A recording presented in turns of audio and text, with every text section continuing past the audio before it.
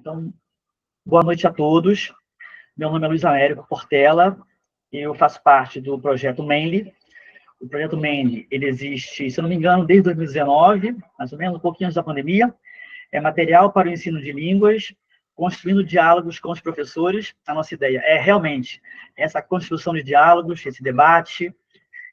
Ele é um projeto de extensão do CAP-UERJ, eu faço parte, ele é coordenado pela professora Joana. A Joana vai chegar, mas vai chegar um pouquinho depois das 6 horas, tá? Então, por isso que eu estou começando o projeto hoje, estou começando a oficina de hoje. Quero dar boa noite a todos, todo mundo que está chegando. Vou passar a palavra para a Helena, que faz parte do projeto também. E Helena, minha amiga, ela vai apresentar o nosso convidado de hoje, que é o professor Gilberto. Boa noite. Então, queria dar as boas-vindas a todos que participam. Estou vendo alguns rostinhos aqui conhecidos, a Camila. Não consigo ver todo mundo, porque todo celular, então fica aqui um pouco meio confuso, né? Espero não desligar aqui sem querer, como eu fiz no início, mas enfim. Então, eu queria dizer que é um grande prazer estar aqui hoje, né, mediando essa conversa com o Gilberto, que é também um grande amigo, é uma pessoa também que eu admiro bastante. Vou apresentar o Gilberto de uma forma talvez menos acadêmica, né, dizer as informações mais importantes. O Gilberto é professor de francês, né, ele tem a graduação em Letras Português e Francês na UF, fez uma especialização sobre ensino de francês na UERJ e fez mestrado e doutorado, né, defendeu recentemente o doutorado, tanto o mestrado quanto o doutorado foi na área de estudos de linguagem na UF. Tá? Bom, então o Gilberto é um professor de francês, né, de uma língua adicional, que tem uma experiência diversificada, eu diria, né, vasta. A gente se conheceu na época de Aliança Francesa em São Gonçalo, onde, né, nós nos encontramos, e de lá para cá o Gilberto atuou na educação básica, né, no Fundamental 1, no Fundamental 2, atualmente ele também atua na formação de professores na FRJ, na graduação. Eu gostaria muito de ressaltar para a noite de hoje a experiência dele na rede municipal de Niterói, porque Gilberto foi um dos primeiros professores que atuou no ensino de francês nesse projeto, que hoje já é mais consolidado, né, já culminou na contratação de professores efetivos, na realização de concurso, e Gilberto estava lá no início desse projeto, ajudou a construir, atuou na sala de aula, atuou na pesquisa, as pesquisas dele, tanto de mestrado quanto de doutorado, dialogam também com essa realidade, e eu acho que o que ele vai apresentar hoje para a gente tem muito a ver com essa experiência, né? Então, na rede municipal de Niterói, ele atuou no Fundamental 1, né? Com as crianças do segundo, terceiro, quarto anos, o que eu considero que é um grande desafio, porque normalmente a gente que tem a graduação, a licenciatura, né, em letras, não tem necessariamente essa formação para atuar, né, no primeiro segmento do fundamental. Então, o Gilberto estudou, né, se especializou. Lembro que na época foi muito interessante a participação dele, né, todo mundo queria convidar o Gilberto para falar, para compartilhar. E as crianças também, né, gostavam muito, né, eu lembro disso. E, se eu não me engano, foi na escola Anísio Teixeira, né, Gilberto, sua experiência? Não sei se foi em outra. Exato, Anísio Teixeira. Bom, eu vou encerrar por aqui a apresentação. Gilberto, depois, se você quiser acrescentar alguma coisa, fica à vontade, tá bom? A apresentação do Gilberto, vou só anunciar aqui o título, a oficina dele foi intitulada Perspectiva Transperiférica para o Ensino-Aprendizagem de Línguas nos primeiros anos do Fundamental. Então, Gilberto, queria te agradecer muito pela sua disponibilidade, que eu sei que sua vida está muito corrida agora, né, como pai, professor, né, esposa, então são muitas responsabilidades, e você disponibilizar esse tempo aqui para conversar com a gente é muito bom. Então, eu queria te agradecer já desde o início e passar a palavra para você, tá bom? Tudo bem. Boa noite, pessoal. Helena, é uma honra para mim agradecer pelo convite, né, de apresentar uma parte dessa reflexão da trajetória da política linguística de ensino de língua estrangeira ou adicional no município de Niterói, que vai combinar com a necessidade de produção de material pedagógico que eu chamaria de um material decolonial, transperiférico, né? E, nesse sentido, a minha apresentação foi, acho que, assim como a Helena disse, não só a apresentação, mas esta fala, né, é uma fala que eu também pretendo conduzir de maneira não tão acadêmica, né? Então, eu vou, em determinado momento, usar PowerPoint, mas boa parte da minha fala, acho que ela vai se aproximar muito mais de uma conversa informal. Primeiro, para falar da trajetória, eu tinha pensado de iniciar com uma fala que retomasse a legislação, né, as diretrizes para o ensino de língua adicional, língua estrangeira, mas talvez não tenhamos tempo. Então, eu vou passar diretamente para a política linguística de implantação do ensino de línguas adicionais em Niterói, e depois iniciar essa questão empírica, né, na prática, de como nós adaptamos uma proposta que inicialmente era hegemônica, né, de concepção de língua estrangeira mais elitizada, para a necessidade de valorização e reconhecimento de um público de periferia urbana mais periférico, né? Então, há essa perspectiva também de uma reflexão sobre a verdadeira, eu diria, necessidade, as dinâmicas que envolvem um trabalho de língua adicional estrangeira que atenda de forma efetiva às necessidades dos filhos da classe trabalhadora, né, das crianças socioeconomicamente vulneráveis, né, desfavorecidas, né. E nesse sentido, acho que talvez, já propondo uma apresentação menos acadêmica, eu não vou abrir a mão da necessidade de falar apenas sobre dois conceitos teóricos, que é o conceito de transperiferia, que é um conceito desenvolvido pelo meu orientador, João Silwindo, né, da Universidade do Sul da Austrália e da UF, né, e também algumas concepções de letramento, né, letramento crítico, letramento de resistência e de sobrevivência. São conceitos de letramento importantes que dialogam muito com a concepção de pedagogia crítica de Paulo Freire, né? E também para nos levar ao entendimento de conceito de língua adicional, né? E aí, agora, eu acho que talvez é interessante mostrar para vocês, antes de falar de como se deu o início dessa política linguística de ensino de línguas estrangeiras para crianças no município de Niterói, em 2014, que é um projeto que eu diria inovador e audacioso, porque oferece, né, ensino de línguas para crianças em contexto de vulnerabilidade e para um ano de escolaridade, para eu diria, uma faixa etária que não era contemplada, não era prevista nem mesmo pela LDB, né? Então, foi um projeto inovador. Existia já uma proposta de ensino de língua para crianças em escolas particulares, né? Na França, esse tipo de entendimento, eles chamam de ensino de francês precoce, enseignement de français précoce, mas nós sentimos necessidade de reformular e de propor outras concepções para essa pedagogia de ensino de línguas, né? Então, primeiro, a gente vai fazer algumas reflexões, eu diria, assim, que são reflexões que vão também contemplar ideias de preconceito linguístico, de glotofobia, enfim, muito também inspiradas no referencial teórico de Pierre Bourdieu, né, de capital cultural, capital simbólico, hábitos, etc. Então, vou mostrar para vocês e a gente vai fazer aqui uma conversa informal depois desse primeiro momento, né? Então, aqui, tela inteira. Vou compartilhar com vocês o slide.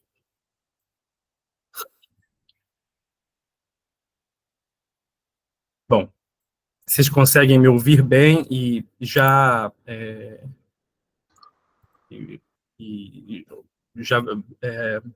ver o slide? Sim, Gilberto. Tá. Então, eu sou Gilberto Ferreira de Souza, trabalho numa instituição particular de ensino, né, numa universidade. O título do meu trabalho, antes de falar sobre o título, também eu gostaria de agradecer aos colegas de trabalho que estão presentes, né, aos alunos da UFRJ que aqui estão também. É uma honra para mim, um prazer conversar com vocês sobre a perspectiva transperiférica para o ensino-aprendizagem de línguas estrangeiras ou adicionais nos primeiros anos do fundamental, né? E o que o Luiz já né, já anunciou, que é uma oficina que propõe reflexões sobre práticas, letramentos e elaboração de material pedagógico para o ensino de línguas estrangeiras adicionais a partir de experiência, né, ou seja, empirismo e pesquisa, a parte teórica em contexto de periferia urbana. Bom, então, a primeira pergunta, eu acho que a primeira, assim que eu iniciei o trabalho de produção da tese, né, de doutorado, algumas questões eram muito recorrentes, né? Assim, já refletindo sobre minha prática enquanto professor de língua estrangeira para os primeiros anos do fundamental e o porquê desse ensino, né? E aí eu pensei, poxa, há uma discussão que considera que, historicamente, né, isso é uma discussão que vem desde os primeiros séculos depois de Cristo, né, já na Roma Antiga, de como ensinar língua estrangeira na concepção bilíngue, né, considerando que ensino de línguas estrangeiras sempre esteve ao alcance das camadas mais favorecidas da sociedade, e não era diferente há 2000 anos, né, atrás, na Roma Antiga, nos primeiros séculos. Por que ensinar língua estrangeira? Né? Era uma discussão como ensinar essa proposta, por que o ensino bilíngue para as camadas mais favorecidas. Né? Uma discussão que já acontecia na Roma Antiga. O que a gente vai ensinar? O latim, o grego, né? Então, é uma discussão muito antiga. E hoje, alguns teóricos, né, entendem que, historicamente, o ensino, por exemplo, na abordagem bilíngue, é uma perspectiva hegemônica, porque é oferecido para brancos, né, para as camadas mais favorecidas, os ricos, né, para curso de idiomas, enfim. Então, o que seria deselitizar o ensino de línguas estrangeiras para contemplar alunos de periferia urbana que vivem sobre o fogo cruzado do tráfico de drogas, sob o poder da milícia, né, que vivem um contexto que descem o morro para ir para a escola, mas também para comer arroz e feijão, né? Então, é o filho da classe trabalhadora. E por que ensinar língua estrangeira para esse público, né?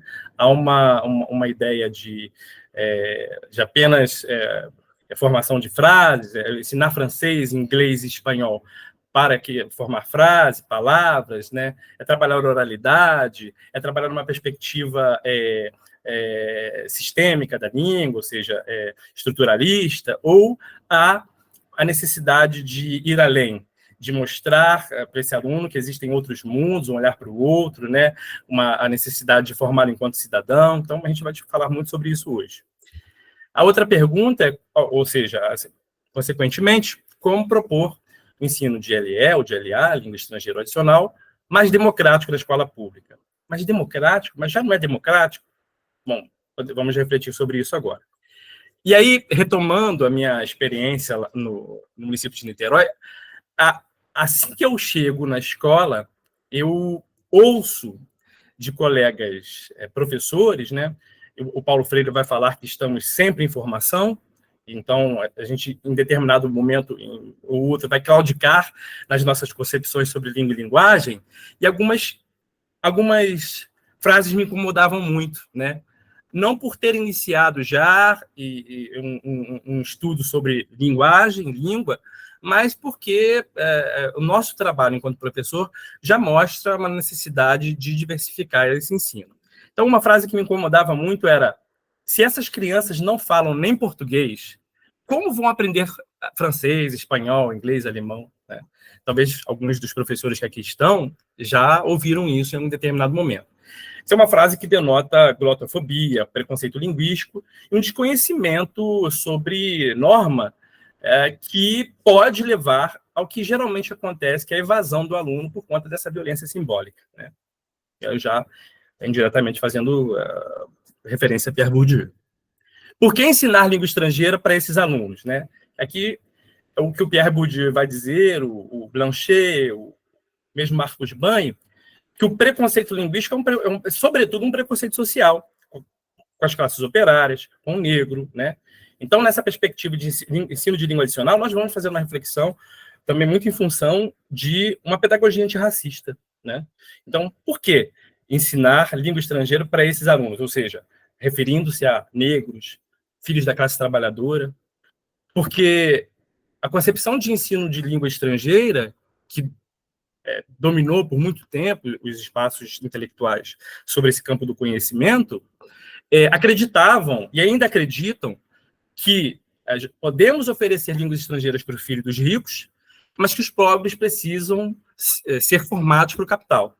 É uma concepção neoliberal que incomoda e que gera padrões, né? Então, o filho da classe trabalhadora precisa aprender para entrar no mercado de trabalho.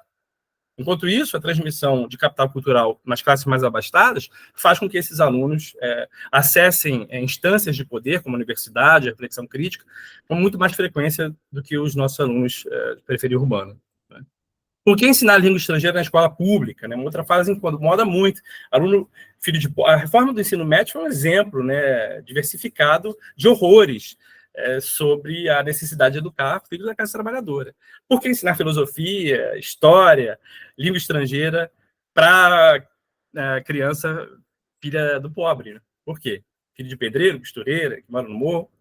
Eles não precisam disso. Eles precisam de trabalhar para sustentar os privilegiados. Né? Ninguém aprende a falar língua estrangeira na escola. Uma outra frase que incomoda muito, se a gente não entender essa perspectiva, sobretudo de língua adicional, de formar, e aí eu já também lanço mão do referencial teórico de Paulo Freire, na pedagogia da autonomia, sobretudo, de que o Paulo Freire vai dizer que é preciso, sobretudo, que as crianças, os alunos das classes menos desfavorecidas, tenham uma formação para além dos muros da escola. Que a cultura que eles produzem para além da escola precisa ser valorizada, né? Cultura né, que não é uma cultura hegemônica necessariamente, precisa ser valorizada. Né? Que esse aluno não necessariamente precisa ser formado para o mercado de trabalho, mas que precisa, sobretudo, ser formado numa concepção sociolinguística e sociológica de prepará-lo para lutar contra a dificuldade de inserção de negros e das minorias sociológicas na escola, né, de lutar por justiça social, por direitos, né, inclusive foram reflexões que eu fiz ao longo da minha vida por também pertencer a uma classe desfavorecida, né, então esse entendimento de que por que ensinar língua estrangeira para crianças de contexto de periferia urbana vai muito além da necessidade estruturalista de ensinar como perguntar o nome do coleguinha em língua estrangeira, adicional, de por que ensinar os adjetivos possessivos, que também é necessário, faz parte da associação de uma formação de língua, né? E agora eu vou apresentar para vocês algo muito importante, que é a primeira escola de ensino integral de Niterói, que é a Anísio Teixeira, uma escola que eles consideram a escola modelo, a escola em que eu atuei enquanto professor de francês no início do projeto que eu vou agora falar sobre ele, que vai gerar a necessidade de também, mais adiante, falarmos sobre a produção de material pedagógico. Então, agora eu saio daqui, momentaneamente, do slide, né, do PowerPoint, e, deixa eu ver aqui um momentinho, eu paro o compartilhamento e volto num tete-a-tete com vocês, né, para nós discutirmos essa trajetória, né, por que nós implantamos ensino de língua estrangeira para crianças na primeira escola de ensino integral de Niterói, né. Há dois momentos importantíssimos, que precisam ser contemplados nessa fala. E eles não acontecem em 2014, porque 2014 é o ano do início do projeto. Na verdade, são discussões intelectuais no âmbito da educação e do ensino de línguas que acontecem em 2013. Né? 2013, o primeiro evento, é que há um congresso de professores de francês em Niterói, acontece na UF, e no momento de encerramento desse congresso de professores de francês, no Teatro Municipal de Niterói, um agente glotopolítico muito importante para esse projeto, que é o Valdec Carneiro, ex-deputado estadual, ex-secretário de Educação de Niterói e professor da Educação da UF há mais de 30 anos, né? faz uma promessa pública, muito por conta também da sua experiência enquanto aluno do próprio Pierre Bourdieu na Sorbonne, da sua relação com a francofonia e com a França, faz uma promessa pública de implantar, em 2014, o ensino de línguas estrangeiras, não apenas o inglês, mas inglês, espanhol e francês para os primeiros anos do fundamental. Isso não existia. Na verdade, até 2005, só o inglês contemplava o segundo segmento.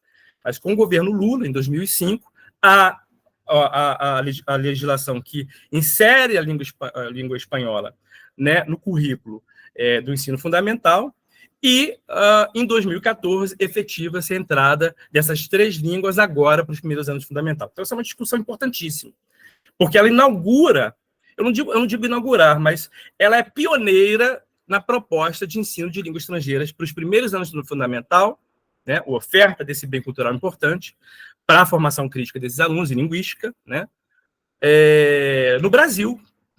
Então, outros projetos surgiram depois desse projeto importante de formação de um capital, de um entendimento para além da linguagem. E a outra discussão importantíssima que acontece no âmbito da educação, intelectuais da educação em Niterói, em 2003 também discutem a necessidade da implantação da primeira escola de ensino integral em Niterói. Porque é uma discussão que acontece não só pela implementação de uma escola de tempo integral, mas o ensino integral. A integralidade do ensino que envolve uma formação mais ampla para o aluno das camadas menos favorecidas, né? Uma formação crítica, ética, intelectual, cognitiva, linguística, ou seja, uma formação física, uma formação integral numa escola de tempo integral. E aí, já iniciando a nossa conversa sobre a implantação da política linguística de ensino de língua para as crianças, em 2014, iniciamos um trabalho que vai favorecer mais de 2.000 crianças que foram beneficiadas com a implantação desse projeto de ensino de francês, inglês e espanhol para os primeiros anos fundamental. E eu entro na Anísio Teixeira, essa escola bonitinha que eu mostrei para vocês, que eu guardo no meu coração, né? E inicio ali um grande desafio. Mas antes de falar desse desafio, eu preciso dizer que o próprio Valdec Carneiro, numa entrevista comigo, disse o seguinte: Gilberto, antes de eu inaugurar essa escola e outras 9 escolas que contemplaram o ensino de francês para crianças, foram 9. Né? Antes de inaugurar a Anísio Teixeira no início de março, eu passei em livrarias do Rio de Janeiro e me preocupei em comprar livros, quadros, dicionários, ou seja, um capital cultural objetivado que ajudasse os professores de francês a iniciar um trabalho pedagógico com o ensino dessa língua, né? Muito provavelmente ele fez isso com as outras línguas também, com o espanhol e o inglês. Mas, enfim. E foi muito importante, porque não havia um currículo no início, então é um grande desafio nosso, enquanto agente cultural político, professor, é que não havia um currículo e não havia um livro pedagógico para iniciar o trabalho. Então, nós pensávamos, moça, a gente trabalha na perspectiva da formação de frases, de palavras, né? A gente trabalha aquilo que a Hélène Vantier, na França, vai falar do ensino precoce, a necessidade de trabalhar a oralidade com a criança. Os novos estudos de letramento ainda eu não os conhecia, né? Então foi assim uma dificuldade muito grande. Então iniciamos com esse trabalho em língua, né? Trabalhamos com as crianças as primeiras informações de língua, né? Se apresentar em francês. Inserimos ali algumas comptines, que são aquelas músicas usadas na França para alfabetizar as crianças, né? E esse foi um desafio muito grande, muito grande. Só que a partir de um determinado momento, o método chegou. Estamos ainda em 2014. E assim que o método chegou, que é Ludo e ses amis, nós percebemos, talvez uma percepção dos professores das outras línguas estrangeiras que também aqui estão, de que esse método, se a gente considerar a língua estrangeira como a necessidade de diversidade, no caso do francês da francofonia, é um método que não conversava com um público que é 80% negro, que é um público majoritariamente filho da classe trabalhadora. Então, é um método embranquecido e europeizado que também não contemplava a diversidade que a francofonia propõe, e a diversidade com a qual Paulo Freire tanto fala sobre um trabalho que não esteja alheio à realidade dos alunos periféricos. Então, Paulo Freire vai falar na Pedagogia da Autonomia que o ensino, e aí nós já adaptando a nossa realidade enquanto professores de língua adicional, que o ensino não pode estar distante do contexto socioeconômico, cultural do aluno da periferia urbana. Isso significa, nos aponta necessidades para além da oferta de capital cultural legitimado historicamente na sociedade. Literatura, cinema, ou seja, a língua estrangeira é veículo para esses outros bens culturais, mas é preciso, urgentemente, para além da língua, que o Brasil reconheça o seu público, que é maioria, né? A minoria sociológica, mas é maioria. E essa reflexão ela durou muito tempo.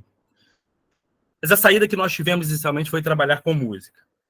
E no caso do francês, isso aconteceu também em espanhol, a gente sentiu necessidade de que esse ensino fizesse sentido na realidade dos alunos. Eu trabalhei, né, com o Stromae, que é um cantor francófono, assim, muito assim, admirado pelas crianças, inclusive na escola que eu trabalho hoje, também faz muito sucesso, e com Contina, que são essas músicas usadas na França para alfabetizar as crianças.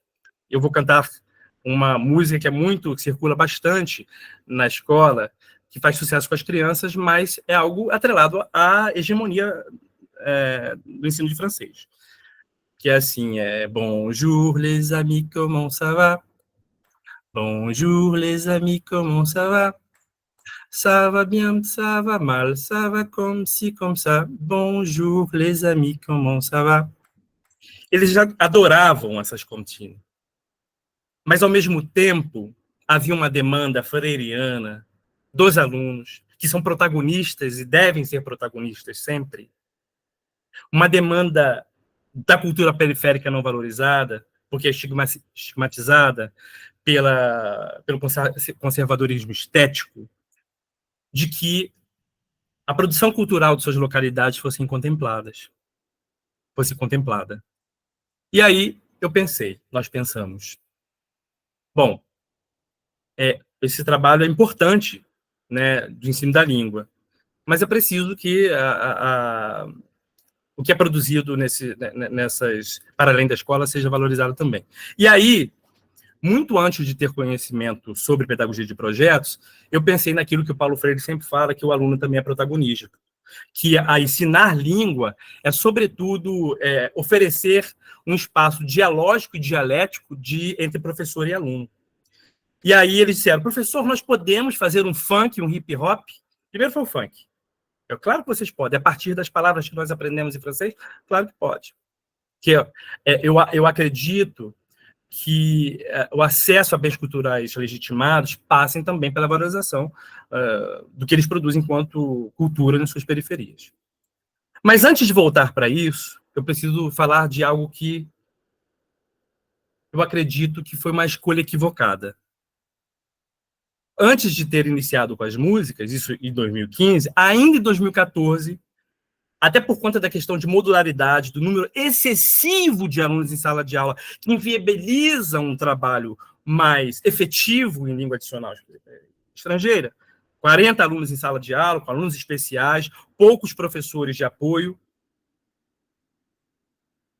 Tivemos uma conversa, eu diria, a decisão glotopolítica com a equipe pedagógica e eu, e os outros professores de francês, de, olha, isso foi uma discussão muito em função dessa questão da modularidade. Olha, eu acho que nós podemos encontrar outros meios para conduzir essa política aqui. E aí, tomamos ali, muito assim, em função do calor daquela dificuldade, uma escolha equivocada, eu acho que hegemônica, não decolonial. A gente vai falar essas coisas todas ao mesmo tempo. nós escolhemos um grupo de interesse.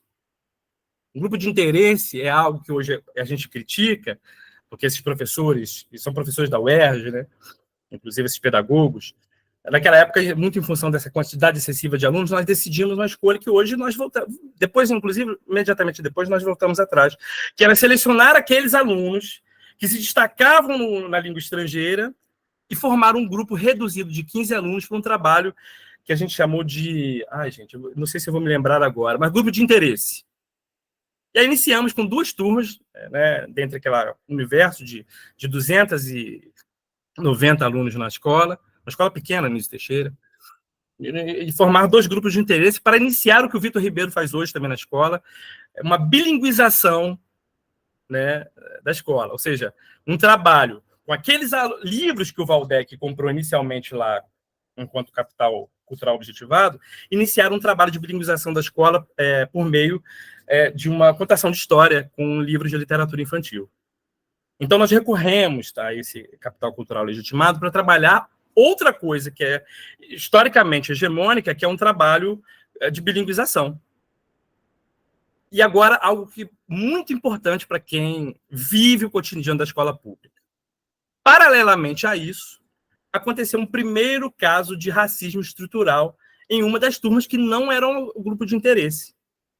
E aquilo me fez, enquanto professor crítico, né, mesmo sem conhecer na época as teorias sobre letramentos, me fez tomar uma atitude que hoje eu vejo que acabou sendo acertada, de direcionar os nossos olhares para a maioria e imediatamente cancelar aquele projeto hegemônico de redução de turma, achando que aqueles alunos que estavam ali tinham mais dons ou mais aptidões com francês, mas, historicamente, o Pierre Bourdieu vai falar sobre isso, esses alunos não são mais inteligentes ou têm mais dons do que os outros alunos.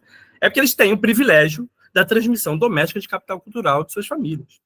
Então, há uma reprodução das desigualdades quando a escola ou a academia entende que alguns alunos são mais dotados do que outros. E não é isso. Né? É uma questão histórica, desigualdade. Esse caso de racismo foi o seguinte. Um aluno muito retinto, Murilo, cujo nome, foneticamente, fez com que os outros coleguinhas o chamassem de Gurilo, me deixou extremamente incomodado. E é assim que a perspectiva antirracista e decolonial precisa, o professor, enquanto agente político antirracista, numa perspectiva de letramento antirracista, precisa agir com muito ímpeto. E aí, numa formação que eu fiz recentemente numa escola em que eu trabalho, numa formação sobre pedagogia antirracista, ela diz o seguinte: numa pedagogia antirracista, a escolha de materiais nos permitem lutar e se posicionar contra o racismo posto na sociedade, ou seja, o racismo estrutural. A criança não tem a dimensão da maldade que o adulto tem, mas faz parte, infelizmente, da estrutura da sociedade incorporar o que na história precisa ser modificado, que é o racismo. E aí a nossa decisão foi de trabalhar, abrir mão daquela escolha elitizada, de selecionar alguns alunos, né, de um francês entendido como distinção, para contemplar o que efetivamente fazia sentido, o aluno de periferia urbana, que vive sobre as dificuldades de ser minoria sociológica no Brasil. E aí nós trabalhamos ali o poema do Leopoldo Sédar Senghor, que é um intelectual senegalês, muito importante para o desenvolvimento de francofonia enquanto política e diversidade. O poema, depois vocês procurem, eu não coloquei ele aqui no material, mas é O Homem de Cor, L'Homme de Couleur, um intelectual que trabalha com essa questão da negritude. Né? Então, ali, nós começamos uma sensibilização em função desse tipo de situação constrangedora que acontece todos os dias em diferentes âmbitos, em diferentes camadas sociais na sociedade. Voltamos para 2015. Tio Gilberto, podemos fazer o funk com o francês? Podemos, eu vou mostrar para vocês agora. A gente está falando de produção de material pedagógico, a gente fala de protagonismo do aluno, que eles também produzem. Não é? Aí eu vou voltar no slide para mostrar um pouquinho sobre esse início de produção de material. Né?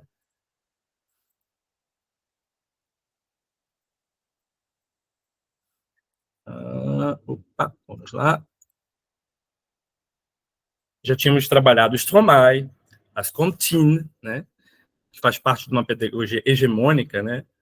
E aí eu acho que... Opa, acho que eu saí de novo, vou entrar aqui, perdão. Vou lá.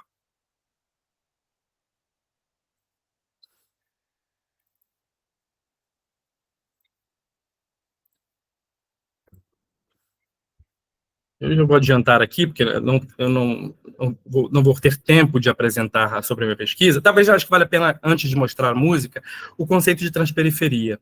Transperiferia se constitui como uma agenda que indica vias de ruptura com paradigmas já consolidados, ou seja, contesta desigualdades e fomenta a produção de conhecimento sobre desigualdades a partir de posicionalidades periféricas, ou seja, é uma perspectiva que fomenta o diálogo entre periferias e entre minorias sociológicas. Ou seja, no universo, né, eu acho que essa pergunta aqui é importante. Portanto, o que seria o ensino-aprendizagem de francês para além do contexto elitizado? Quais seriam as estratégias de ensino de língua estrangeira adicional em contexto popular, num contexto no qual 20%, alunos que pertencem às classes populares, né, 80% desses alunos pertencem às classes populares, são socioeconomicamente desfavorecidos e vivem nas favelas próximas dessas escolas em condições de vulnerabilidade.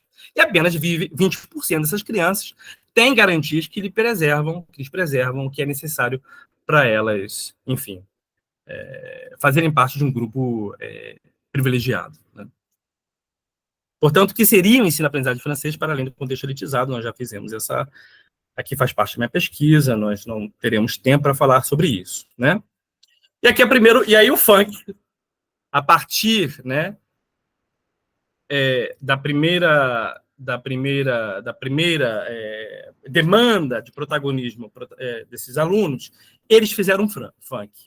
Foi uma produção completamente atrelada ao protagonismo dos alunos. Eles nos trouxeram o Adorei, né? E nós cantamos em diversas apresentações, eu vou cantar para vocês agora. Em homenagem aos professores que enfrentaram os desafios, as superações naquela política, né, que mais tarde foi enfraquecida em diversos âmbitos.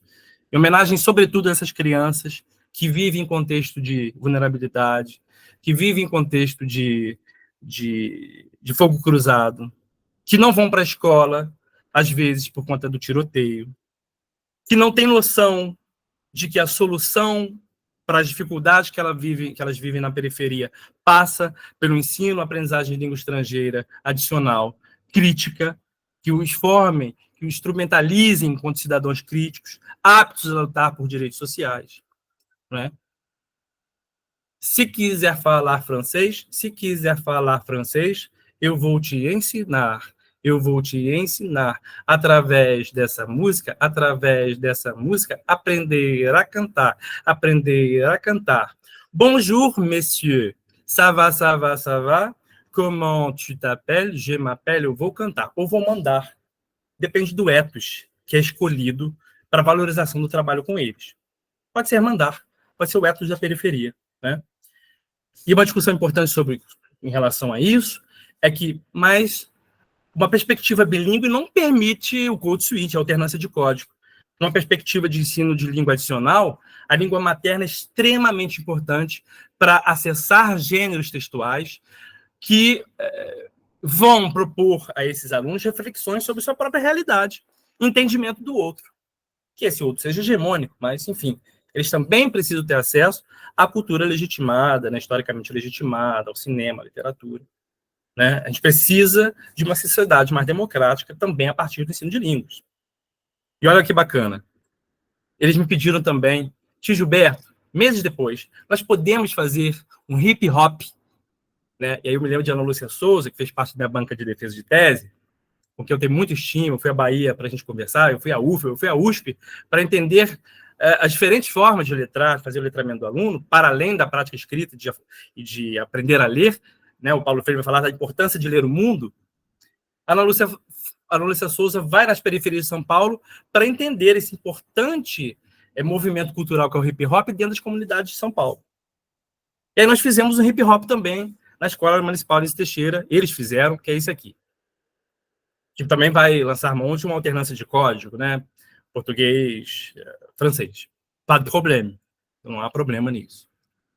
O francês é uma língua estrangeira. Se você quer aprender, eu não estou de brincadeira. 1, 2, 3, eu vou te ensinar as partes do corpo para você memorizar. La main, le pied e também le bras. La main, le pied e também le bras. E ainda tem mais para aprender. L'oreille, la bouche e le nez. L'oreille, la bouche e le nez. Eu sei que é um hip hop, um funk adaptado a necessidade que o Erasmo de Roterdã, já no Renascimento, anunciava, que é preciso trazer o lúdico para a sala de aula, é preciso trazer, enfim, adaptar o ensino de língua. O Erasmo de Roterdã foi um grande percussor do entendimento que se fazia do ensino infantil naquela época, né? Um revolucionário, que acreditava que se a criança não aprendia, era incapaz, e as crianças apanhavam, né? E aí ele traz uma concepção muito mais humana e lúdica de aproximação, de infantilizar as práticas, né, que é importante para que a criança se reconheça.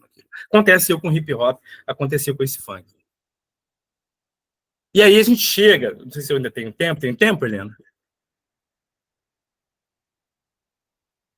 Tem tempo? Tem 10 minutos. Tem 10 minutinhos, Gilberto. Não, eu termino até antes. Bom, paramos em 2016. O funk, o hip hop, aconteceram entre 2015 e 2016. Último ano do projeto, nessa perspectiva de contratação, né? Depois veio um concurso que efetivamente contemplou, consagrou essa política, né? Infelizmente eu não pude fazer, eu estava numa formação em Bogotá, o BELC, né? Mas, de qualquer forma, houve uma redução do quadro sociolinguístico dessa política, enfraquecimento de 9 escolas de francês, passamos depois de 2016, 2017, para 5 escolas, né? Mas, ao final desse período de 3 anos iniciais, fizemos um caderno pedagógico para solucionar aquelas dificuldades. Eu já estou falando de material pedagógico produzido para contemplar esse público específico. Então, aqui nós fizemos 2 cadernos, infelizmente eles não foram publicados, nem o de espanhol, nem o de inglês, nem o de francês. E aqui a capa dos 2 cadernos que nós elaboramos, né? A professora Thelma da UF, né, da graduação, da pós-graduação da UF, e alguns 3 professores que participaram do projeto, né? Marina, foi coordenadora, Marcela e eu. Eu vou falar especificamente do caderno 2. O caderno 2, eu acho que vai contemplar essa necessidade de formação antirracista, né? Então, aqui, a apresentação do Kirikou, que é um personagem de uma animação francófona, né, franco-belga, mas que fala de um menino muito poderoso, né, de cultura francófona, de um país africano, que ele representa ali, talvez, a luta contra o colonizador, né? E é logo ao lado, na página 16 desse caderno pedagógico, um trabalho de esclarecimento sobre a diversidade da francofonia, né? Tudo bem que por bandeiras, mas enfim. E aqui já uma apresentação em francês. Eu não sei se um trabalho de bilinguização, mas um trabalho de apresentação em língua francesa, para que os alunos pudessem, a partir da apresentação do Kirikou, e eu vou ler para vocês, salut, que eu vou passar o mouse. Meu mouse não vai funcionar aqui. Funcionou. Salut, moi, j'habite dans un village africain, et toi, tu habites où? Olá, eu moro em um vilarejo africano, e você? Onde você mora? E o aluno precisaria, a partir desse personagem, que é muito mais próximo da realidade dele do que o Asterix e Obelix, por exemplo, dizer, moi, j'habite à São Gonçalo, j'habite à Itaboraí, j'habite ao Morro do Estado, j'habite ao Complexo do Alemão, j'habite a Niterói, né? O que vai introduzir o que é uma prática no ensino de língua adicional estrangeiro e mesmo sob a perspectiva bilíngue, e trabalhar com o bairro. E trabalhar como um bairro na perspectiva de apresentação de equipamentos culturais que fazem parte e que devem integrar a realidade dos alunos periféricos. O cinema, né? A escola, a livraria, a padaria, né? Trabalho com a família, je te présente ma famille, né? São diversos... não é a gente tenta depois trabalhar com outras concepções de família, né? Aqui, o lúdico, que o Erasmo de Roterdã, Alain de Vantier, nós nos damos conta que o lúdico é necessário, né? Aqui uma atividade de apresentação de eu diria, de um capital cultural historicamente legitimado, né? Que é a pintura, mas que, obviamente, essas crianças precisam ter acesso a esses bens culturais historicamente valorizados, além, sobretudo, de ter o que produzem suas localidades como valorizadas, né? Então, aqui um quadro do Claude Monet, e depois eles precisariam colorier, pintar, e há aqui uma apresentação sobre quem é Claude Monet também. E uma outra coisa importantíssima, que é uma discussão que pode se dar por meio de texto, né? Um texto pedagogicamente elaborado, mas, sobretudo, eu diria, também um texto autêntico, que é a possibilidade de apresentá-los a necessidade do planeta de se reestruturar no sentido de proteção do meio ambiente. Então, aqui é uma atividade que é pautada, sobretudo, sobre esse pensamento muito atual de cuidar da própria casa, que é o nosso planeta, né? Então, né, maltratado, como eles são maltratados em suas localidades, né? Então, responda as questões. Est-ce que tu aimes aller à la plage? Como um material que a gente chama de francês de déclencheur, que vai iniciar esse debate, que é preciso que ele aconteça, a política também, para os primeiros anos fundamental. A gente pode fazer uma roda de conversa, e fazer um debate em português. A língua materna integra essa concepção de língua adicional. Pode-se iniciar essa roda, assim, modificar a sala de aula e fazer os sentados em roda e o professor ali, mediando essa discussão de como a gente pode mudar as dificuldades das realidades da favela, no planeta, as praias estão poluídas, como eles podem, e aí cada um vai dando um relato. A formação crítica acontecendo nessa alternância de códigos francês e português. E depois perguntar em francês, e alors, qu'est-ce que tu penses sur ça? Il faut vraiment essayer de s'occuper de la planète, né? Aqui eu retorno à minha reflexão inicial sobre eu diria, sobre a minha tese, né? Deixa eu ver se eu tento voltar alguma coisa. Aqui são os dados da minha pesquisa, né? Que eu pergunto para os professores na minha tese quais são as práticas e letramentos que eles lançam mão em sala de aula para valorizar e reconhecer esse aluno de periferia urbana, né? Deixa eu ver se tem algo ainda que eu não mostrei para vocês que talvez seja importante. Essa reflexão aqui sobre abordagem bilíngue é muito importante. Como eu disse para vocês no início, essa concepção de ensino bilíngue ela faz parte de uma concepção, uma ideologia das classes dominantes, né? Inclusive são as classes dominantes que definem o que é cultura, tentam definir, a gente tenta desconstruir, né? Então, qual é a educação bilíngue? Ou melhor, aí é uma pergunta que nós fazemos enquanto pesquisadores, agentes políticos, por que a implantação da abordagem bilíngue para o ensino de francês em São Gonçalo e Niterói, inglês, espanhol, né? Num contexto no qual 80% dos alunos são negros, entre 80% e 90% dos alunos pertencem às classes populares, são socioeconomicamente desfavorecidos e vivem nas favelas, que estão próximas a essas escolas, em condições de vulnerabilidade. No entanto, como já disse, né, anteriormente, 20% dessas crianças têm garantias que lhes preservam aquilo que é necessário para elas, né? Ou seja, são garantias que vêm dessa transmissão doméstica de capital cultural, ou seja, as crianças mais abastadas têm facilidades, têm um repertório linguístico e cultural que é legitimado dentro das instituições de ensino, e muito por conta desse privilégio de ter livros, muitos livros em suas estantes, por conta, né, dos seus pais, que já falam línguas estrangeiras, que viajam, são crianças que viajam frequentemente para o exterior, que consomem bens materiais e culturais ao longo de sua trajetória, que se alimentam bem nas escolas e que não precisam descer um morro para pensar se vão estudar ou comer feijão com arroz, ou se vão faltar à escola porque não tem energia, porque nem tomaram o café da manhã, né? É um entendimento de língua, de linguagem, que é decolonial, que é transperiférico, que contempla letramentos de sobrevivência, porque são alunos que fogem de tiroteio nas favelas, são alunos que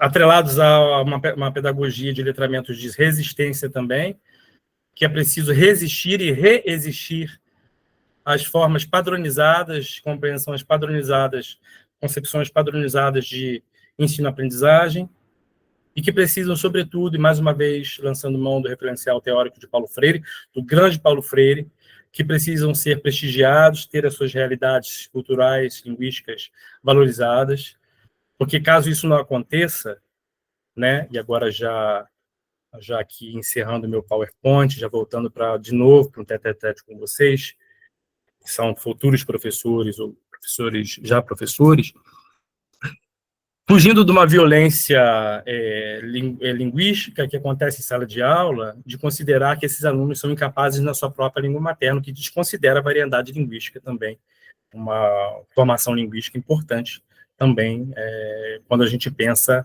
em ensino de língua estrangeira adicional nas escolas. É isso, muitas outras coisas que talvez eu tenha esquecido e talvez agora uma conversa com a gente possa, preencher algumas dessas lacunas. Obrigado a todos, a todas, a todos, e um grand merci, graças, thank you a todo mundo, viva o plurilinguismo, viva um ensino mais democrático no seio da escola pública, no chão da escola, né? É isso.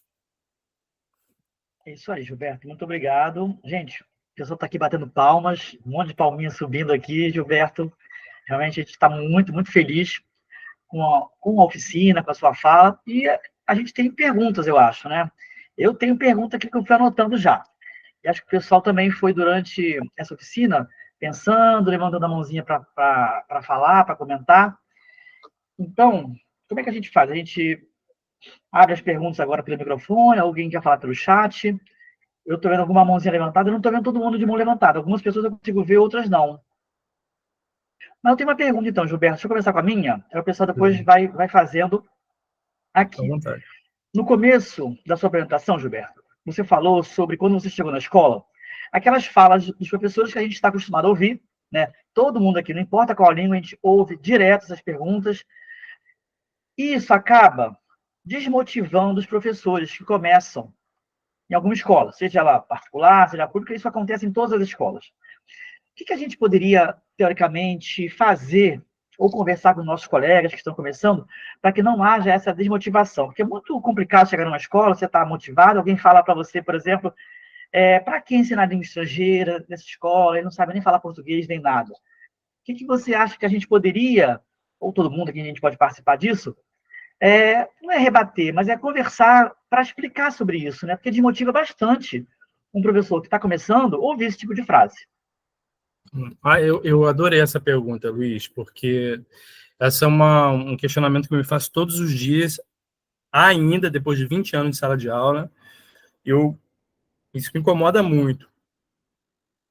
Mas é uma reflexão que parte de uma necessidade de fuga de uma prática neoliberal. Eu acho que as escolas, os professores, sobretudo, estão tão sobrecarregados com a desvalorização do conhecimento, porque eu perguntei para os meus alunos da UFRJ esses dias, né, naquele universo de talvez de 30 alunos agora, quem queria ser professor? Pouquíssimos alunos levantavam. Então, essa desvalorização do profissional se dá, sobretudo, por conta de um sistema capital, né, neoliberal, de desvalorização do conhecimento que se deu a partir, não faz muito tempo, com o governo que saiu, né? Então, assim, nesse entendimento de exploração né, e de dominação social e simbólica, eu acho que cabe ao professor, quando ele tem fôlego, de propor formações e diálogos com a equipe pedagógica de gestão sobre a necessidade de um entendimento de ensino de língua estrangeira adicional para além do estruturalismo, para além de formá-los no repertório linguístico. Porque acredita-se que são concepções equivocadas sobre língua e linguagem, sobre que precisam de formação, que precisam, esses colegas precisam entender que há ali também no ensino de língua, espanhol, inglês, francês, alemão, enfim, que há uma formação crítica importante para o desenvolvimento do aluno enquanto cidadão. Então, assim, é muito habitual a gente se sentir desmotivado, assim. Eu converso muito com os colegas e, assim, a gente tem andado muito desmotivado. Mas faz parte da nossa luta histórica, que a gente precisa todo o tempo encontrar soluções glotopolíticas e políticas e sociológicas para o entendimento da importância da interdisciplinaridade, da importância do entendimento de língua para além, né, de formar palavras, frases em língua estrangeira. Então, eu acho que eu acho que a gente precisa de ter oportunidade de diálogos mais abrangentes nas diferentes instituições de ensino, né? Acho que é mais ou menos isso. Maravilha. Gente, mais alguém quer falar? A gente viu algumas perguntas aqui aparecendo, as mãozinhas levantadas. Estou vendo aqui o José Machado, que trabalha comigo. Um abração, meu amigo. Camila está aqui também. Um beijo, Camila.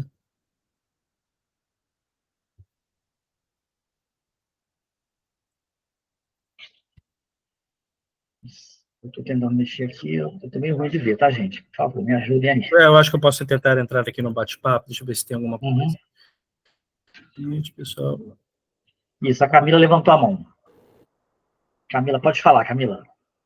Primeiro eu queria parabenizar o pessoal do Capuerj, né, pela iniciativa. Eu tenho acompanhado, né, as redes sociais de vocês do projeto, então é um projeto muito relevante, né? Eu vi o último foi com a Poliana e a Meg, que também são assim excelentes, e hoje a gente tem o Gilberto aqui falando.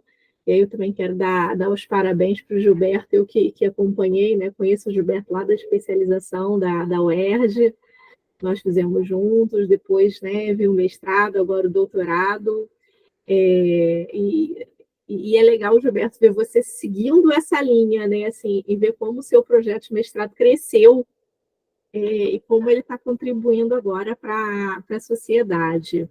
E aí, o que você ficou falando, né? E aí eu sei que hoje você trabalha também numa outra instituição que tem uma realidade muito diferente. Sim. E aí eu não sei como é que você faz. Eu assim também já passei por isso, de trabalhar em lugares muito diferentes, e eu vivi uma angústia, né, muito grande, porque pulava de uma realidade para outra.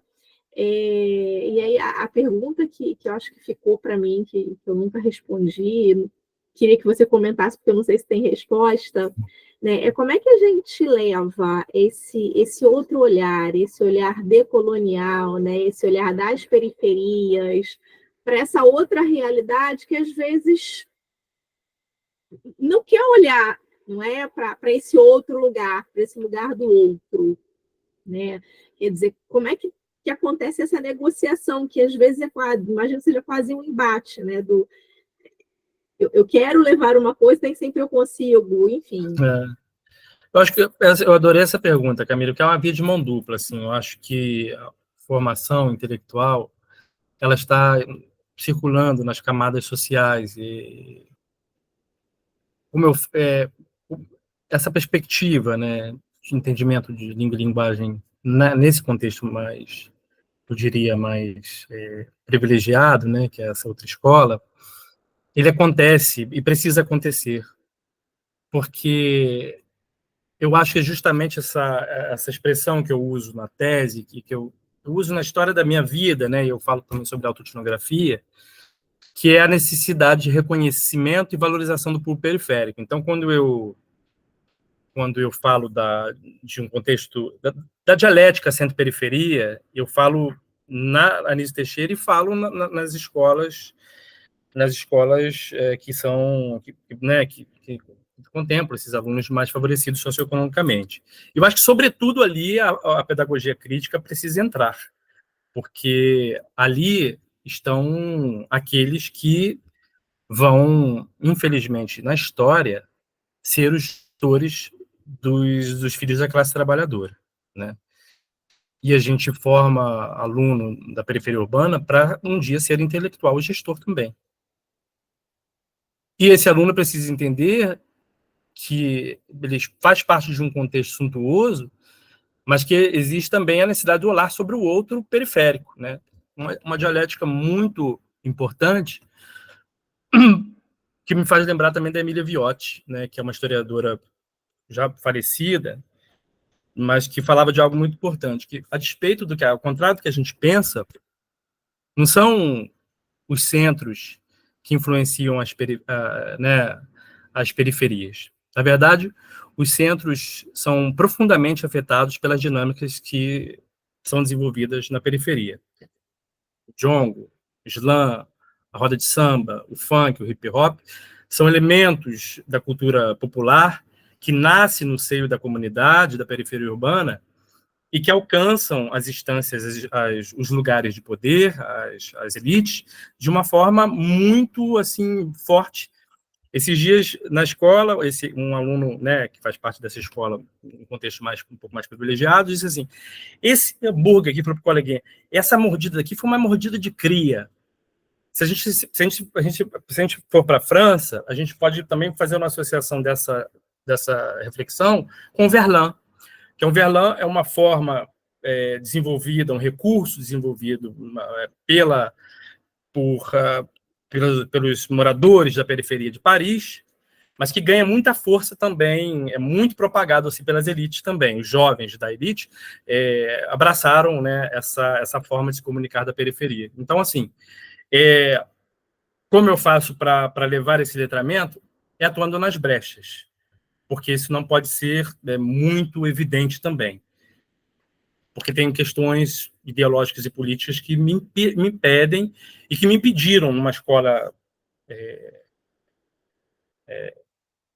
elitizada em Niterói de trabalhar o Quilicu porque ele é negro, de trabalhar o Quilicu porque eles associam a uma religião que não faz parte de um padrão estabelecido enquanto religião, ou seja, o neoliberalismo o capitalismo vai desenvolver modos de ser, de sentir, de amar e de expressar a fé muito padronizado, muito normativo.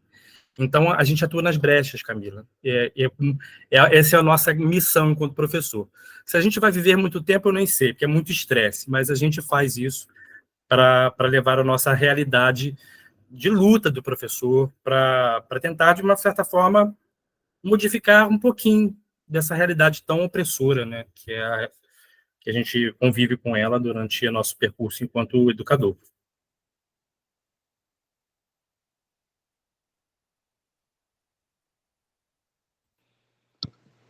Certo. Joana vai falar? Não. Oi, Joana. Olá, boa noite, Gilberto. Boa noite. Queria agradecer muito a sua participação, você ter topado estar aqui com a gente. Eu peguei desde o início, yes! Cheguei atrasada, mas eu peguei essa apresentação desde o início, eu perdi a apresentação dos colegas, né, da Helena e do Luiz, mas vi tudo, e agora com a pergunta da Camila, vou contar só um pequeno caso, porque eu trabalhei muitos anos na rede privada, inclusive trabalhei na mesma escola onde você trabalha hoje. E eu trabalhei numa escola aqui no Rio de Janeiro, que não era de elite, era de gente milionária. Burguesa mesmo. Burgueses, safados. E eu fui demitida porque eu fiz uma prova que o tema, isso nos idos de 2019, se eu não me engano, não, 2009, 2019, olha. Não, tem 2009, tempo. Faz 84 anos. 2009, eu elaborei uma prova, eu ingênua, era jovem, né? Cujo tema era a proibição na França das mulheres usarem véus em locais públicos, né, em prédios públicos. E a diretora, na mesma hora que ela recebeu a prova, ela me ligou e me disse: você não foi contratada para dar aula de política, você foi contratada para dar aula de francês. Como se a gente pudesse separar uma necessidade da outra, assim. Exatamente. E aí, no final do ano, eu fui demitida, obviamente, né, como toda escola particular faz, eles esperam o final do ano. Isso pesou em mim, né, porque eu estava no início da minha vida profissional. Eu me formei em 2008, 2009 era meu primeiro ano, assim. Isso me pesou muito e eu falei, eu vou ter que criar estratégias, né? Vou ter que ser mais sublime, mais discreta na minha prática, daquilo que eu acredito, né? Do ensino de língua francesa para elite. Eu trabalhei, desde que eu me formei, eu trabalhei em diversas escolas particulares do Rio de Janeiro, escolas de classe média alta, e é isso, é desafiador, né? Então, quando você fala assim, gente, nem sei se eu vou viver muito, mas estou fazendo, né? Agora eu não trabalho mais em escola particular, mas eu acho que é isso, a gente vai criando umas estratégias, né, para construir essa prática dentro dos lugares onde a classe média alta estão e os lugares de privilégio que elas precisam reconhecer e perceber, né? Então, é isso, era só um caos. Não, mas é isso mesmo, Joana, eu acho que essa coisa também, a gente, o professor, ele vive muitas frustrações em sua trajetória, né, e eu falo para os meus alunos, agora tenho uma oportunidade de formar professores, né, eu falo para eles, olha, uma coisa que o próprio Waldeck fala sempre, né, que é o agente da implantação dessa política em Niterói, no grupo de estudos lá na educação, do qual eu faço parte também, que é coordenado por ele fala o seguinte: a nossa trajetória enquanto educador, ela tem todos esses desafios, e eu falo isso para os alunos da UFRJ, que eu falo para eles assim, nós vamos cair muitas vezes, enquanto aluno e enquanto professores, mas o mais importante é sempre se levantar. Cair é normal, nós vamos cair 1, 2, 100 vezes, mas todas elas vocês vão se levantar. Em todas essas vezes que vocês caírem, vocês vão se levantar. Então, uma vez alguém me falou assim, Gilberto, você não vai mudar o mundo, não. Mas se eu desistir de lutar com vocês, né, aí já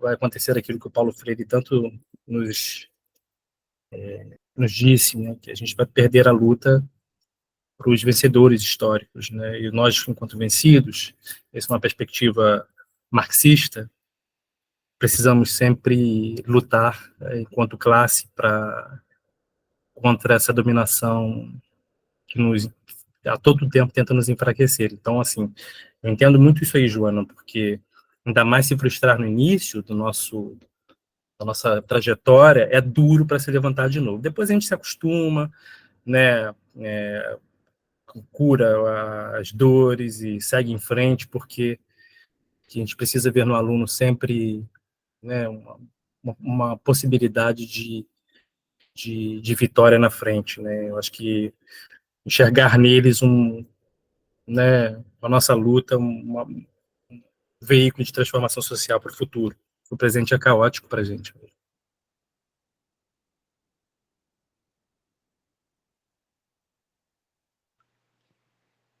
Certo. Gente, mais alguma pergunta? Comentário? Fala, Helena, você queria falar?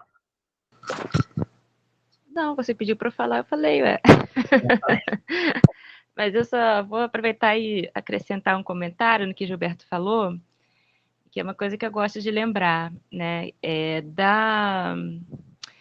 Eu acho que quando a gente, com a experiência, né, a gente também vai entendendo que o agir docente, ele tem um poder muito grande também sobre a vida, né, sobre a formação dos estudantes. Então, apesar de todos os desafios, né, que hoje eu acho até que não é só em educação, né, hoje mesmo estava refletindo sobre uma questão na área de saúde, por exemplo, né, que envolve essa questão da formação e da atuação, né, dos profissionais. Não. E assim, na educação, é um campo muito disputado, né, e a gente tem diversos desafios, né, assim, quem está na escola, né, sabe, né, quando a gente lida com educação básica, formação de criança, de adolescente, mas ao mesmo tempo eu quero acreditar, né, quero continuar acreditando que que aquilo que a gente faz também tenha um certo poder, né, a partir do momento que a gente, por exemplo, ajuda um aluno a questionar alguma coisa, né, por exemplo, se a gente pensa na perspectiva decolonial, né, o que a Joana deu exemplo aí, por exemplo, né, da questão da situação das mulheres na França, do uso do lenço e tal, esse tipo de ação, ele de alguma forma ele pode plantar uma sementinha para uma reflexão, né, Assim, naquele grupo, né? Então, às vezes eu fico assim, será que vai surtir algum efeito que vai possibilitar transformações futuras, né, transformações sociais e tal? sim, Mas acredito que a partir do momento que se tem a reflexão, acho que já tem essa brecha, né? Que a gente já não está reforçando, né? A gente está trabalhando para não reforçar, digamos, estereótipos ou olhar imperialista, né? Então, acho que é importante lembrar também que o que a gente faz também tem um grande poder, eu acho, né? Pois Eu é, acho que isso. tem poder e eu preciso esperançar mesmo, né? E eu acho que é por isso que a gente sofre tanto ataque também, né? Eu me lembro de uma Sim, situação, quando a claro. Joana falou, relatou essa situação também de uma situação, aí já no contexto da escola pública, né? De uma situação no CAP, em que a gente trabalhou sobre os direitos das mulheres, né? Um ano a gente fez vários projetos, Sim. e teve situações de familiares tirando foto do material, postando rede social e marcando deputado de extrema direita, dizendo assim, olha aqui, fulano, que absurdo, falando de feminismo na escola, né? Então, a gente lida, né? A gente tem que lidar com todas essas situações, né? São ataques, é muito difícil, né? Porque é agressivo, né? Uma grande agressividade, mas ao mesmo tempo eu acho que, pelo menos naquele contexto, surtiu um efeito naquele ano, né? Porque algumas alunas depois vieram, né, conversar com alguns professores, vieram trazer questões relacionadas à situação da mulher, a relação com os colegas, a relação com outros professores. Então, de alguma forma, eu acho que tem esse impacto também, né? Tem impacto porque, né, a gente sabe que essa tentativa, né, da elite, né, do atraso no Brasil, de enfraquecer a educação, né, para se manter no poder, é histórica, né? O Darcy Ribeiro falava, né, que a crise na educação no Brasil não é uma crise, é um projeto. Né? Eu me lembro, quando eu vou falar de periferia urbana, eu me lembro, hoje, por acaso, que eu falo de trajetória de autoetnografia, né, de uma perspectiva mais sul-global de pesquisa, e hoje, coincidentemente, ou talvez nem coincidentemente, eu não sei, coisas entre o céu e esse lugar que a gente não entende, que minha mãe mora em Minas hoje e precisava de uma declaração de escolaridade para, né, se candidatar no Partido Verde, como vereadora. Ela pediu, Gilberto, você pode passar na escola que eu estudei, inclusive na escola na qual eu estudei também, né, aqui, estadual, para pegar o meu um certificado de conclusão do ensino médio. Aí eu fui, né, trabalhei, passei na escola, e aí fiquei muito, assim, feliz, porque a gente está falando sobre esperançar, né, sobre manter a esperança no poder da educação, poder de continuar fomentando intelectuais orgânicos e críticos na sociedade de dominação. E aí eu fiquei feliz, porque eu vi uma escola assim, bem diferente, ainda relativamente precarizada, mas muito diferente da época em que eu estudava, né? Eu me lembro de fazer um ensino médio, ensino fundamental, numa sala de aula, logo depois da ditadura, né, que eu sou aluno da pós-ditadura, uma escola sem parede do lado esquerdo, né? Eu sempre relato essa minha vivência enquanto aluno de escola, sem a parede. E por incrível que pareça, a professora, naquela época, era uma professora de francês, que era a Jocildete, que ela fazia assim, ó, ela cantava, né? Acho que isso me acompanhou durante esse percurso de letramentos, que ela fazia o seguinte, ela trabalhava língua com música, ela fazia assim, mon, ma, me, ton, ta, te, son, sa, se, son, sa, se, notre, nous, votre, vos, leur.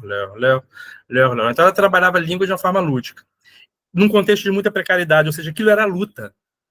Uma luta que gerou um professor de língua adicional que entendeu a luta. E que uma luta que nós levamos para frente.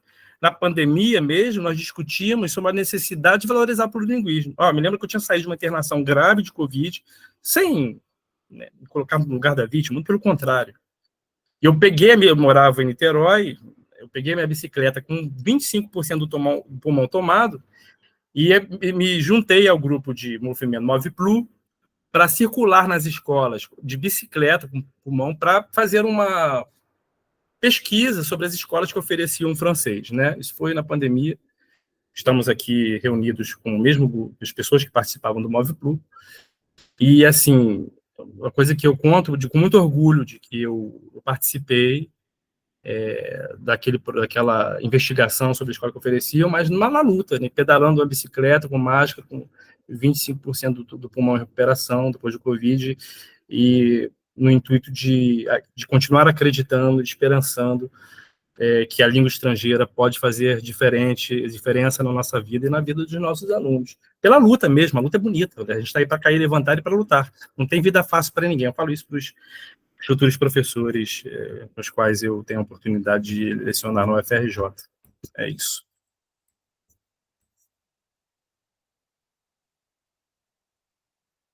E alguns estão aqui, inclusive.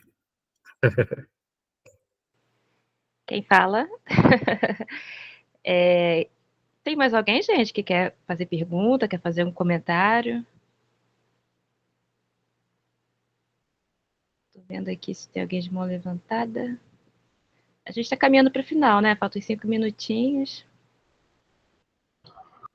Eu queria, então, gente, já que alguém quer fazer, eu queria mais uma, Gilberto, posso? Claro, deve. Olha só, no começo me chamou a atenção também o seguinte, a questão do hip hop, do rap, uma ideia maravilhosa, realmente trazer para a realidade deles, né, aquilo que eles escutam, etc. Como foi a reação dos responsáveis, Gilberto? Pois é, essa foi uma pergunta importante, porque ela é importante em duas perspectivas. A primeira é que, naquela época, 80%, efetivamente, mais de 80% eram alunos filhos da classe trabalhadora.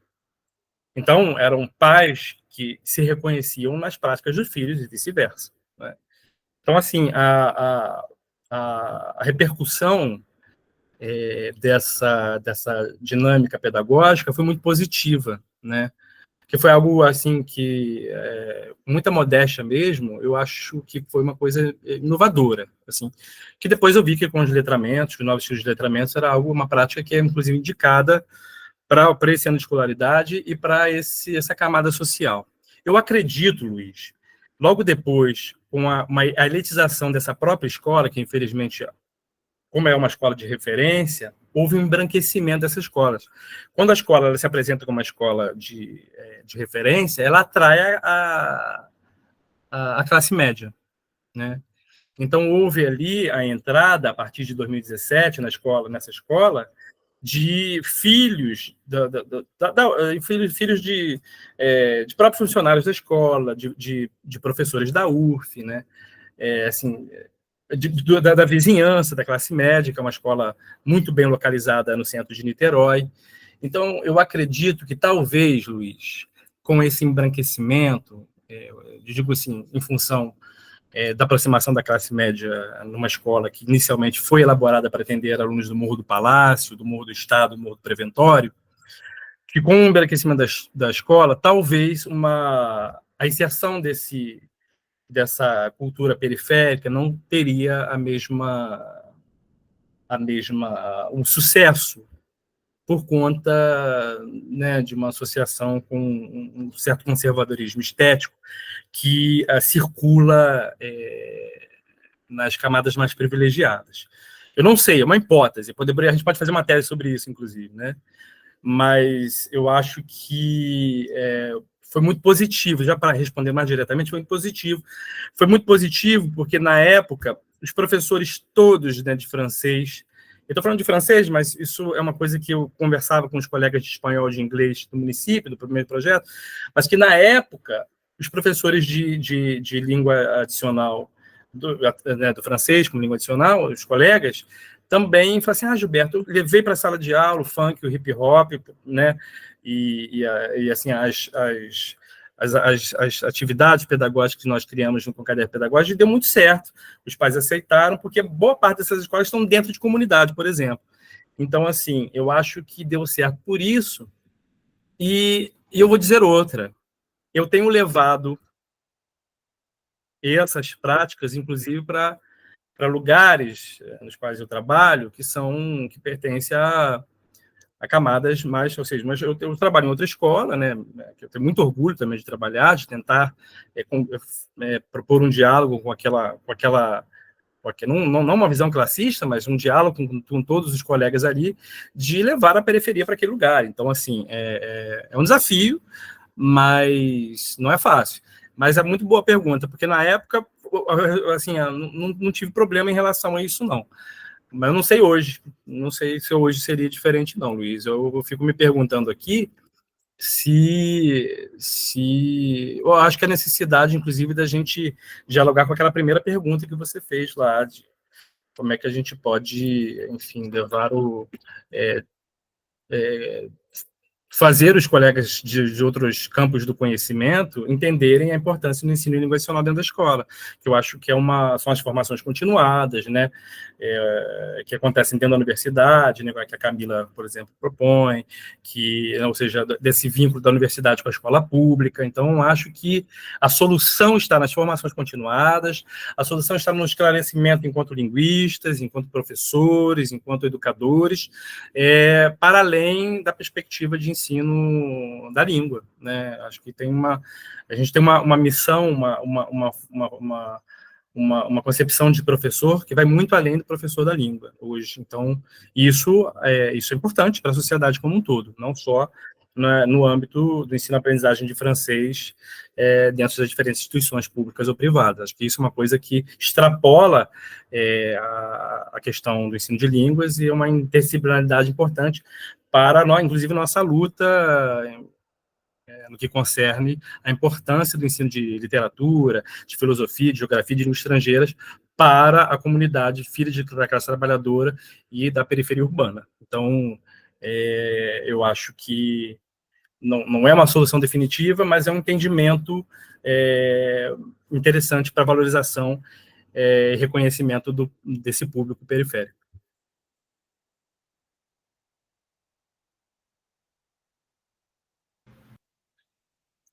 Não sei se mais alguém tem alguma pergunta, algum comentário. Obrigado, pessoal. Obrigado a todo mundo que está aqui, né? Então, podemos encerrar, pessoal? Ninguém mais quer perguntar?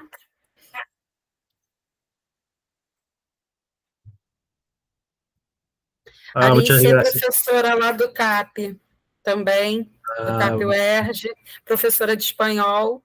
Ela também faz parte do projeto MEND. Obrigado, professora. Um grande abraço afetuoso e que continuemos na luta, né? É isso. Então, vou encerrando por aqui, pessoal. Queria agradecer mais uma vez a presença do Gilberto, por ter compartilhado um pouco do seu trabalho, né, a sua pesquisa de doutorado, A Helena já vinha falando de você há muito tempo para a gente, falou da sua defesa, e eu falei, bom, então está na hora da gente conhecer Gilberto, né, conhecer o trabalho dele, e não teve oportunidade melhor do que aqui, compartilhando com mais gente, né? Então, agradecer muito a sua presença, a sua disponibilidade, a gente sabe da nossa correria, mas esse momento de estar com outras pessoas, né, dialogar, eu acho que é a proposta do projeto Mainly mesmo, a gente poder conhecer os trabalhos dos colegas e se inspirar para esperançar. E vou dar um recadinho, antes que eu me esqueça, peço desculpas, Gilberto, já vou te passar a palavra. Gente, semana que vem, mês que vem, a gente não tem oficina do Mainly, porque estaremos num recesso mais que merecido, mas em agosto a gente volta com as oficinas, então fiquem atentos no Instagram do Mainly, que a gente anuncia tudo por lá, e divulguem também para que outros colegas conheçam o projeto e a gente possa dialogar mais amplamente com os professores de línguas adicionais aí, tá? Obrigada a presença de todos. Gilberto, muito, muito, muito obrigada. Obrigado, Joana, Helena, José, um colega de trabalho, Luiz, Camila, Simone, a todo mundo que fez parte dessa interlocução aqui, dessa conversa importante de valorização do ensino, que tem a proposta de atender alunos das socioeconômicos desfavorecidos, e a honra é minha de poder falar com vocês do CapUERJ, realmente uma honra muito grande para mim. Muito obrigado pelo convite a todos e todas, um grande beijo, um abraço para vocês. Obrigado. Boa noite, pessoal. Muito obrigada pela participação de todo mundo. Obrigado. Boa noite, até logo. Boa noite.